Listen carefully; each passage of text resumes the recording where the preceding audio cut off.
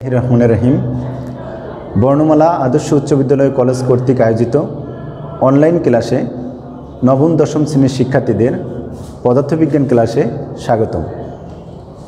আশা করি তোমরা সবাই ভালো আছো, সুস্থ আছো এবং বাসায় মনোযোগের সহিত পড়াশোনা করছো। পদার্থবিজ্ঞানের অনেক গুরুত্বপূর্ণ একটা অধ্যায় হলো কাজ, ক্ষমতা ও শক্তি। এই অধ্যায়ের এই বিষয়গুলো নিয়ে আমরা আজকে আলোচনা করব। প্রথমেই থাকবে শক্তির সংরক্ষণশীলতার নীতি অথবা অবিনশ্বরতার সূত্র। এরপর মেগা ইলেকট্রন ভোল্ট থেকে কিভাবে জুল এককে প্রকাশ করা যায়, গতিশক্তি আর ভরবেগের মধ্যে কিভাবে সম্পর্ক নির্ণয় করব, একটি মোটরের কর্মদক্ষতা 60% বলতে কি বোঝায় এটা আমরা আলোচনা করব। আলোচনার বিষয় আছে ক্ষমতা কি, ক্ষমতা লব্ধ রাশি কেন, তারপর অশ্ব ক্ষমতা জিনিসটা আসলে কি অথবা হর্স পাওয়ার কি। এরপর 1000 ওয়াট থেকে কিভাবে আমরা হর্স পাওয়ার করতে পারি সেটা দেখাবো। এরপর 300 গ্রাম ভরে কোনো বস্তুকে যদি সম্পূর্ণরূপে শক্তিতে পরিণত করা যায় সেই পরিমাণটা কত হবে। বৈদ্যুতিক পাওয়ার স্টেশনের ক্ষমতা 200 মেগাওয়াট বলতে কি বোঝায় এটা আমরা আজকে জানব। তো প্রথম কথা হলো যে শক্তির সংরক্ষণশীলতার নীতি। শক্তির সংরক্ষণশীলতা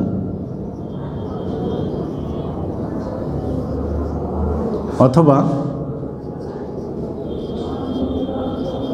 অবিনশ্বরতা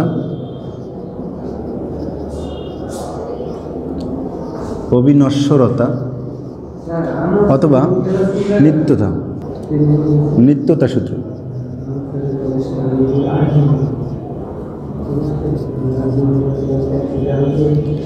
শক্তির সংরক্ষণশীলতার যে সূত্র সেটাকে আমরা বলি শক্তির অবিনশ্বরতা সূত্র অথবা শক্তির নিত্যতা সূত্র।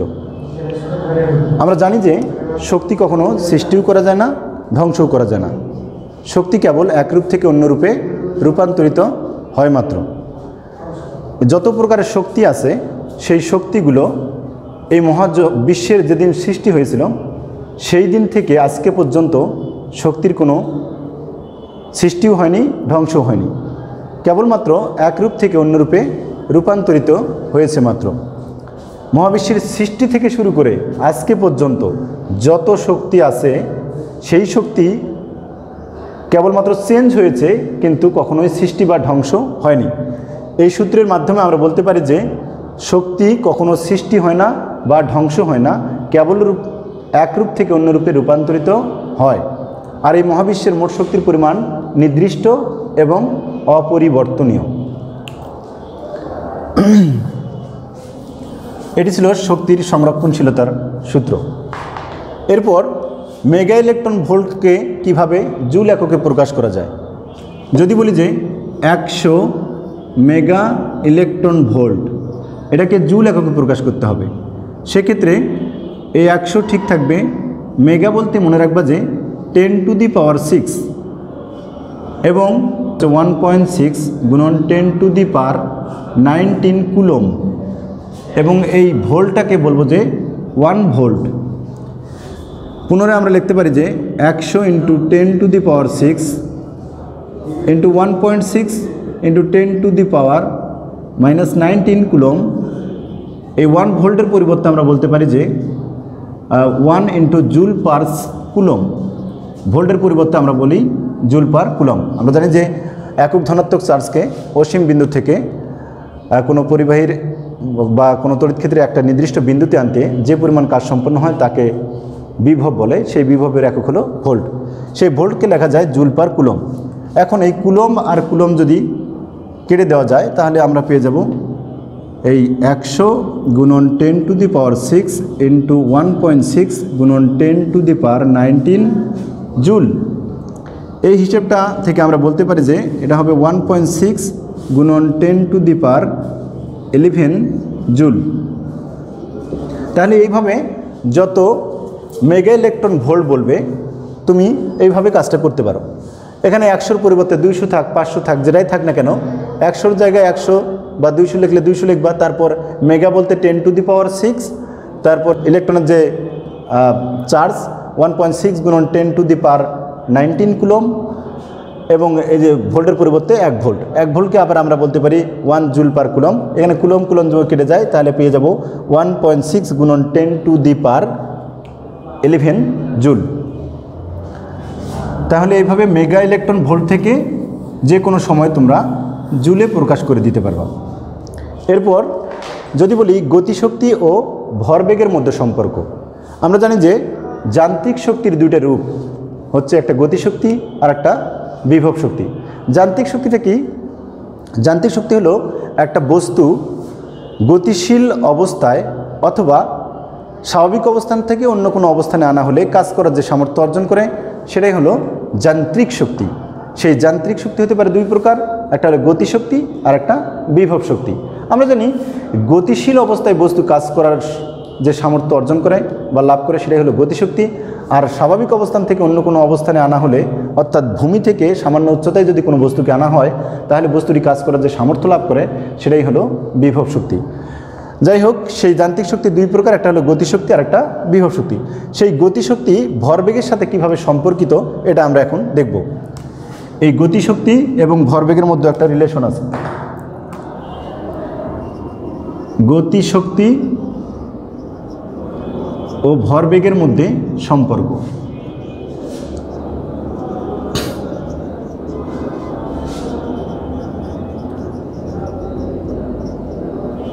যদি বলি ভরবেগ কাকে বলে, তুমি নিশ্চয়ই জানো যে ভর ও বেগের গুণফলকে, বেগের গুণফলকে আমরা কি বলি?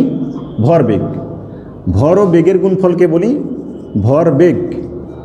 সেই ভরবেগকে যদি পি দ্বারা প্রকাশ করা হয়, সেই ভরবেগকে যদি পি দ্বারা প্রকাশ করা হয় তাহলে এই ভরকে যদি এম দ্বারা প্রকাশ করা হয় এবং বেগকে যদি ভি দ্বারা প্রকাশ করা হয় তাহলে আমরা পাই পি ইকুয়াল হলো এম ভি, অর্থাৎ ভরবেগ পি ইকুয়াল হলো এম ভি।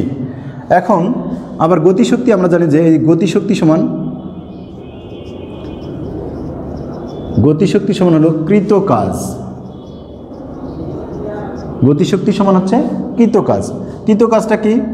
কৃত কাজকে যদি ডাব্লু বলা হয় তাহলে ডাব্লুর পরিবর্তে আমরা বলি যে ডাব্লুর পরিবর্তে এই যে এফ গুণন এস, অর্থাৎ বল প্রয়োগে যদি বস্তু সরণ হয় তাহলেই কাজ হয়। এই বলকে যদি আমরা বলি যে এম এ, আমরা জানি ভর এবং ত্বরণ এই দুটোর গুণফল হলো বল, তারপর সরণ আছেই। এখন যদি এই এম ইন্টু এ এস লিখি আমরা, তাহলে এ এসটা, এই এ এসের মানটা যদি আমরা আবার গতির যে সমীকরণ আছে এই যে v square equal u square plus 2as, এখান থেকে যদি বের করে আনি, এখানে যদি আমরা বলি যে এই যে v square minus u square সমান 2as, তাহলে কোনো সমস্যা নাই। এখন এই এএসটা যদি সমান লিখি যে v square minus u square by 2a, এখান থেকে এই যে আদিবেগ যখন বস্তু স্থির থাকে, স্থির অবস্থায় যদি থাকে তাহলে তার আদিবেগ কি হয়? 0। এজন্য আমরা লিখতে পারি যে v square minus 0 by 2a,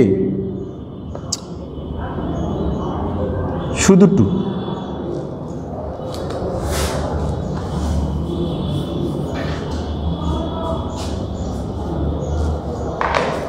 থাক ওটা ডিরেক্ট করা যাবে। এএস এর পরিবর্তে এএস সমান আমরা লিখতে পারি যে v square minus u square by 2। এখন এই আদিবেগ যদি 0 হয় সেক্ষেত্রে আমরা বলতে পারি ভি স্কোয়ার মাইনাস 0 বাই 2 অথবা শুধু ভি স্কোয়ার বাই 2। এই এএস এর মানটা যদি, এএস এর যে মানটা সেই মানটা যদি আমরা এখানে বসাই দিই তাহলে কি পাবো? M into v square by 2। সুতরাং আমরা বলতে পারি যে এই যে ইকে, গতিশক্তিকে যদি ইকে দ্বারা প্রকাশ করা হয়, ইকে সমান হচ্ছে হাফ এম ভি স্কোয়ার। এই যে হাফ এম ভি স্কোয়ার, এখন এই যে হাফ এম ভি স্কোয়ারকে আবার এইভাবে লেখা যায়। এই অবস্থায় যদি উপরে এবং নিচে আমরা এম দ্বারা গুণ করি, অর্থাৎ লব ও হরকে যদি এম দ্বারা গুণ করি তাহলে হবে m square v square by 2m। এই এম স্কোয়ার ভি স্কোয়ারের পরিবর্তে যদি আমরা ডাইরেক্ট এই যে এম ভি তারপর স্কোয়ার বাই 2 লিখি তাহলে আমরা পেয়ে যাব যে পি স্কোয়ার বাই 2m। সুতরাং আমরা বলতে পারি যে এই যে ইকে বা গতিশক্তি সমান হচ্ছে পি স্কোয়ার বাই 2m। এই যে গতিশক্তি এবং এই যে ভরবেগ, অর্থাৎ ভরবেগ এবং গতিশক্তির মধ্যে সম্পর্ক যদি আমরা বলি তাহলে কে সমান হচ্ছে p²/2m। তাহলে তোমরা বুঝতে পারলা যে গতিশক্তি এবং ভরবেগের মধ্যে সম্পর্কটা কিভাবে বের করব। প্রথমত আমরা জানি যে ভর ও বেগের গুণফলকেই ভরবেগ বলে, আর এই ভরবেগকে কী দ্বারা প্রকাশ করা হয়? mv এর পরিবর্তে আমরা p লিখতে পারি। আবার জানি যে গতিশক্তি সমান কৃতকাজ, কৃতকাজের পরিবর্তে w লেখা যায়। wকে যদি আমরা আবার বলি যে বল গুণন সরণ, অর্থাৎ বল প্রয়োগে যদি বস্তু সরণ হয় তাহলে এই কাজ হয়। আবার এই বলের পরিবর্তে আমরা বলতে পারি যে ভর গুণন ত্বরণ, ma লিখতে পারি। আবার এটাকে সুন্দর করে লিখলে বলতে পারি যে m × as। এখন এই as এর মানটা আমরা গতির যে চতুর্থ সমীকরণ আছে সেখান থেকে আমরা বলতে পারি যে v² = u² + 2as। এখানে v² - u² সমান 2as, আবার as সমান আমরা লিখতে পারি v² - u²/2। আবার আমরা জানি যে বস্তু যদি স্থির থাকে তাহলে আদিবেগ হয় 0, সেই জন্য v² - 0/2, অথবা as সমান v²/2। এই as এর মানটা যদি আমরা এখানে বসাই দেই, as এর মানটা যদি বসাই দেই v²/2, এর পরিবর্তে আমরা লিখতে পারি 12 mv²। আবার এই যে লব এবং হরকে যদি আমরা m দ্বারা গুণ করি তাহলে উপরে হয় m² v²/2m। আবার m² v² এর পরিবর্তে যদি mv² লিখি তাহলে এই যে mvর পরিবর্তে আমরা p লিখতে পারি, সেজন্য p²/2m লিখতে পারি। সুতরাং কে সমান হলো p²/2m। এটাই গতিশক্তি ও ভরবেগের মধ্যে সম্পর্ক। একটি মোটরের কর্মদক্ষতা 60% বলতে কি বোঝায়? আমরা জানি কর্মদক্ষতাটা আসলে কি। কর্মদক্ষতাকে, এই যে কর্মদক্ষতা, সেটা ইঞ্জিনের হোক আর যন্ত্রের হোক বা কোনো মানুষের হোক না কেন, কর্মদক্ষতা সমান হচ্ছে লভ্য কার্যকর শক্তি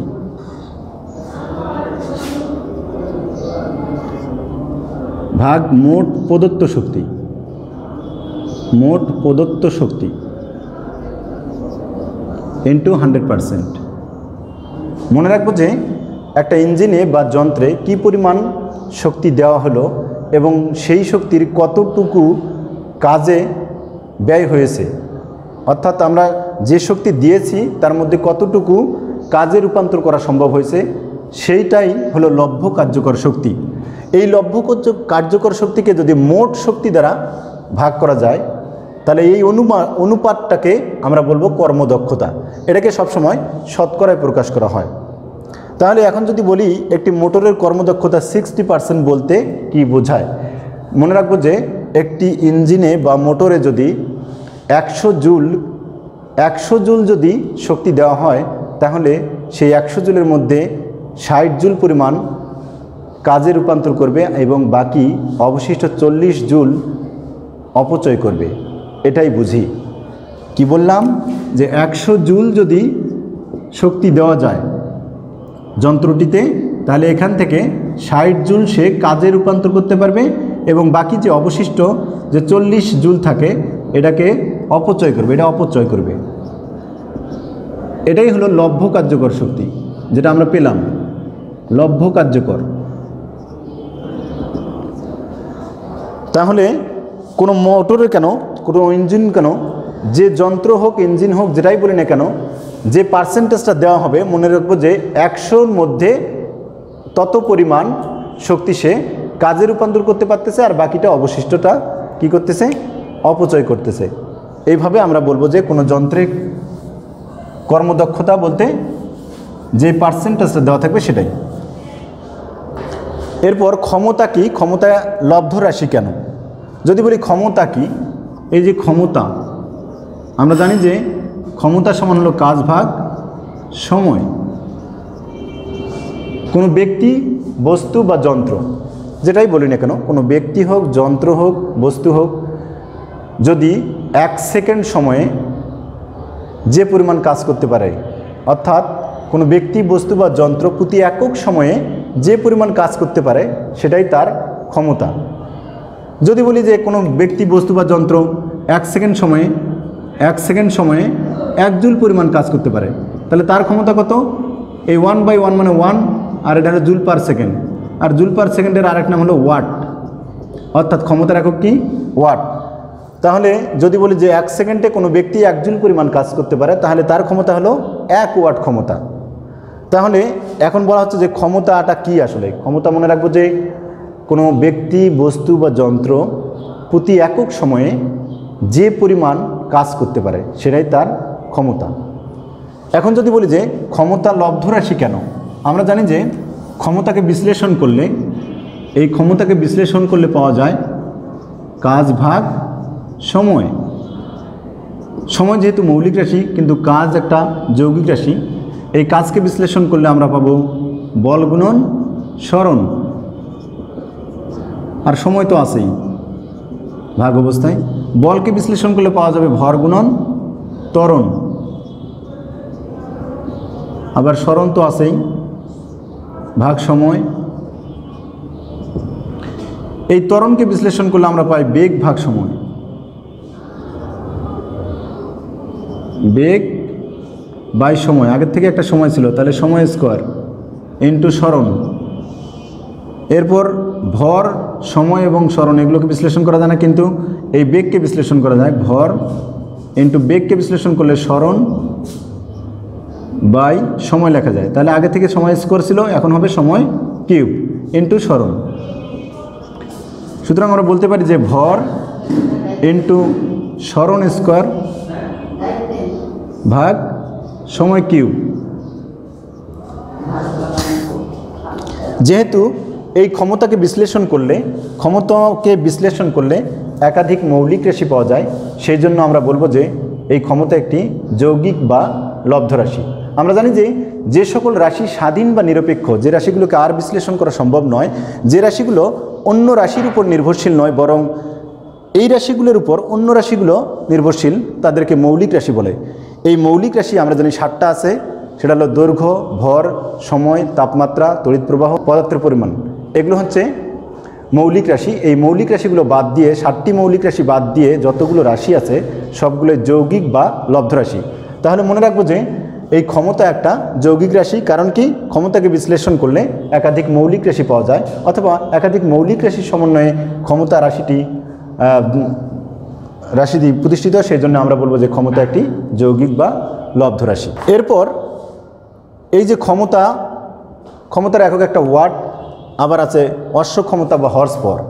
ক্ষমতার এফপিএস পদ্ধতিতে ব্যবহারিক একক হলো অশ্ব ক্ষমতা বা হর্স পাওয়ার।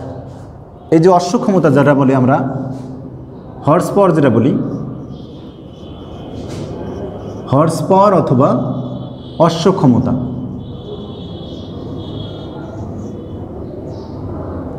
অশ্ব ক্ষমতা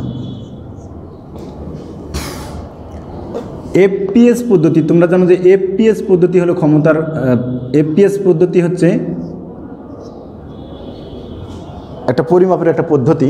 আমরা জানি যে আরও বিভিন্ন পদ্ধতি আছে, একটা হলো সিজিএস পদ্ধতি, এমকেএস পদ্ধতি, আবার এফপিএস পদ্ধতিও আছে। এই যে সিজিএস পদ্ধতি যে আছে, সিজিএস, এই পদ্ধতি হলো সেন্টিমিটার গ্রাম সেকেন্ড সিস্টেম। এটাকে বলা হয় সেন্টিমিটার গ্রাম সেকেন্ড সিস্টেম। অর্থাৎ এক্ষেত্রে দৈর্ঘ্যের একক হবে সেন্টিমিটার, ভরের একক হবে গ্রাম এবং সময়ের একক হবে সেকেন্ড। এরপর আছে এমকেএস পদ্ধতি। এমকেএস পদ্ধতি মিটার কিলোগ্রাম সেকেন্ড সিস্টেম। এক্ষেত্রে দৈর্ঘ্যের একক হলো মিটার, ভরের একক কিলোগ্রাম এবং সময়ের একক হলো সেকেন্ড। এরপর এফপিএস পদ্ধতি। এফপিএস হলো ফুট পাউন্ড সেকেন্ড সিস্টেম।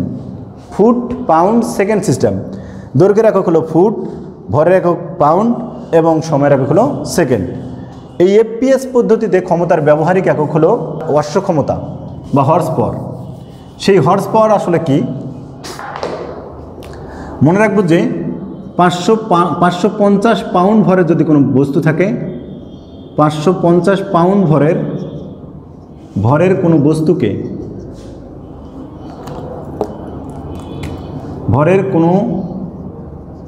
বস্তুকে, কোনো ব্যক্তি, বস্তু বা যন্ত্র যদি 1 সেকেন্ড সময়ে 1 ফুট উপরে উঠাতে পারে, 1 ফুট উপরে উঠাতে পারে তবে ওই ব্যক্তি বস্তু বা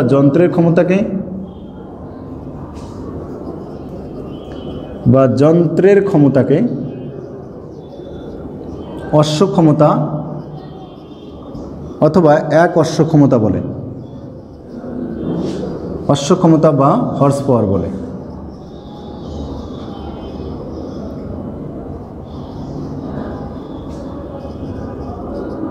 এবং আমরা এটাও জানি যে 746 ওয়াট সমান হচ্ছে 1 হর্স পাওয়ার, অর্থাৎ এক অশ্ব ক্ষমতা সমান হচ্ছে 746 ওয়াট। তাহলে মনে রাখবো যে কোনো বস্তু যদি 550 পাউন্ড, মনে করো এটা বস্তু, সেই বস্তুটা হলো 550 পাউন্ড ভর। এই বস্তুটাকে ঠিক উলম্ব বরাবর, একদম উলম্ব বরাবর যদি 1 সেকেন্ড সময়ে কোনো ব্যক্তি, বস্তু বা যন্ত্র 1 ফুট উপরে উঠাতে পারে, 1 ফুট উপরে যদি উঠাতে পারে উলম্ব বরাবর, তাহলে ওই ব্যক্তি, বস্তু বা যন্ত্রের ক্ষমতাকে আমরা বলবো অশ্ব ক্ষমতা বা হর্স পাওয়ার। আর 1 হর্স পাওয়ার মানে 746 ওয়াট। এখন যদি তোমাকে জিজ্ঞেস করে কেউ যে 1000 ওয়াট সমান কত হর্স পাওয়ার হবে, তাহলে তুমি বলবো যে 746 ওয়াট সমান 1 হর্স পাওয়ার। 1 ওয়াট সমান হচ্ছে 1/746 হর্স পাওয়ার, আর 1000 ওয়াট সমান হচ্ছে 1000 ইন্টু 1/746 ওয়াট। 746 দিয়ে ভাগ করে যা হবে সেটাই বলবো এত হর্স পাওয়ার।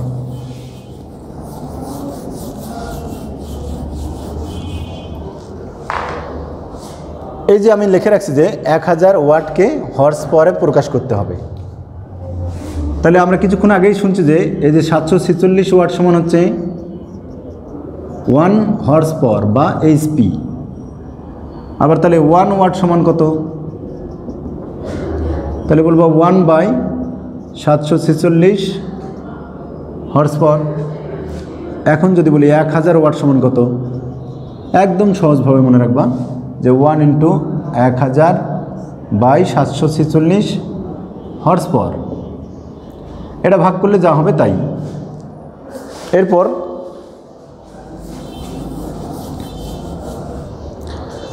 300 গ্রাম ভরের কোনো বস্তুকে যদি সম্পূর্ণরূপে শক্তিতে পরিণত করা যায়, তাহলে কত জুল পরিমাণ শক্তি পাওয়া যাবে? 300 গ্রাম ভরের বস্তু বলুক আর 500 গ্রাম বলুক না কেন, সিস্টেমটা একই। আমরা আপেক্ষিকতার সেই সূত্র থেকে জানি যে বস্তুর শক্তি এবং ভরের মধ্যে একটা রিলেশন আছে, সেটাকে আমরা বলি যে আপেক্ষিকতার সূত্র। বিজ্ঞানী আইনস্টাইন যে সূত্রের জন্য বিখ্যাত হয়ে আছেন, সেই সূত্রটাই ছিল আপেক্ষিকতার সূত্র। সেখান থেকে আমরা বলতে পারি যে এই যে E = mc², এই সূত্রের সাহায্যে কোনো বস্তুর ভরকে আমরা শক্তিতে পরিণত করতে পারব। যদি বলা হয় যে বস্তুটার ভর কত, 300 গ্রাম, যেটাই বলুক না কেন, 300 গ্রাম, 400 গ্রাম, 500 গ্রাম, যেটাই বলুক না কেন, সেই গ্রামকে তুমি কেজিতে প্রথমে পরিণত করতে হবে। 300 গ্রামকে আমরা বলতে পারি 0.03 কেজি। এই পরিমাণ ভর, এই ভর। আর এই যে সি যে ব্যবহার করা হচ্ছে, এই সিটা আসলে আলোর বেগ। আলোর বেগকে সি দ্বারা প্রকাশ করা হয়, তার একটা নির্দিষ্ট মান আছে, 3 × 10⁸ মিটার পার সেকেন্ড।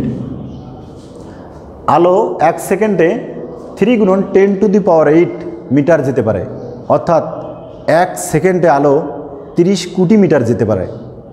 সূর্য থেকে যে আলো আসে, সেই আলো এই পৃথিবীতে পৌঁছতে প্রায় 8 মিনিট 20 সেকেন্ড সময় লাগে।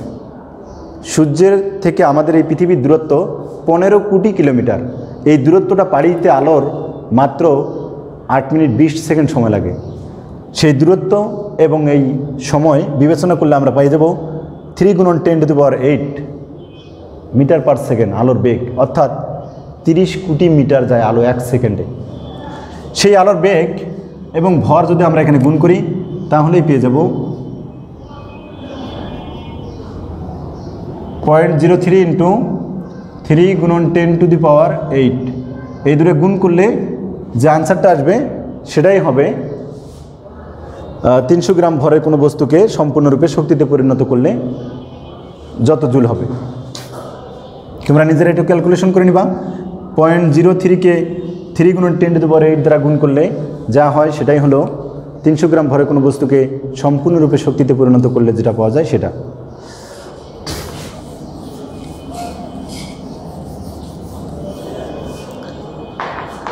এরপর বৈদ্যুতিক পাওয়ার স্টেশনের ক্ষমতা 200 মেগাওয়াট বলতে কি বোঝায়?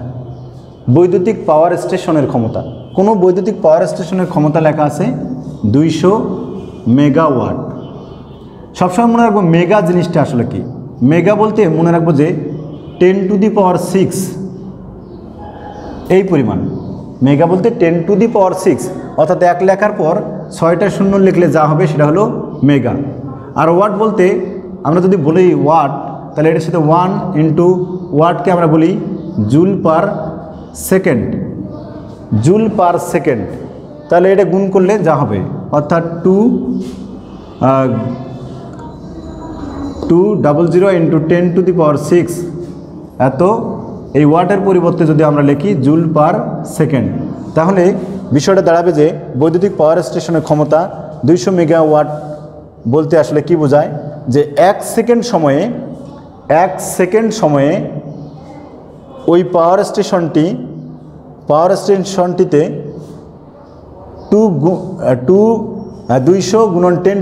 10⁶ জুল পরিমাণ শক্তি উৎপন্ন হচ্ছে। আমরা এটাই বুঝি। হিসাবটা তাহলে কত দাঁড়াবে, এই যে 200 এর সাথে আবার আরও 6টা শূন্য দিতে হবে, 2, 4, 6টা শূন্য। এত পরিমাণ জুল উৎপন্ন হচ্ছে প্রতি সেকেন্ডে, অর্থাৎ একক, দশক, শতক, হাজার, অযুত, লক্ষ, নিযুত, কোটি, 20 কোটি জুল 1 সেকেন্ডে উৎপন্ন হচ্ছে। তাহলে আমরা বুঝতে পারলাম যে কোনো বৈদ্যুতিক পাওয়ার স্টেশনের ক্ষমতা হচ্ছে প্রতি সেকেন্ডে 20 কোটি যদি জুল উৎপন্ন করতে পারে, এই পরিমাণ শক্তি যদি উৎপন্ন করে, তাহলে ওই পাওয়ার স্টেশনের ক্ষমতা হলো 200 মেগাওয়াট। আশা করি সবাই আজকের এই ক্লাসটা তোমরা বুঝতে পারছো। তোমাদের কিছু হোমওয়ার্ক দিচ্ছি। এই অধ্যায় থেকে তোমরা 15টি, এই যে HW 15টি জ্ঞানমূলক প্রশ্ন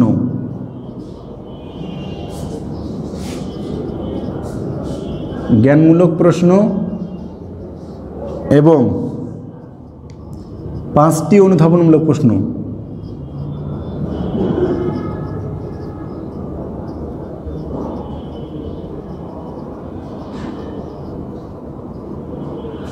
অর্থাৎ এই 15টি জ্ঞানমূলক প্রশ্ন লিখবা এবং 5টি অনুধাবনমূলক প্রশ্ন লিখবা।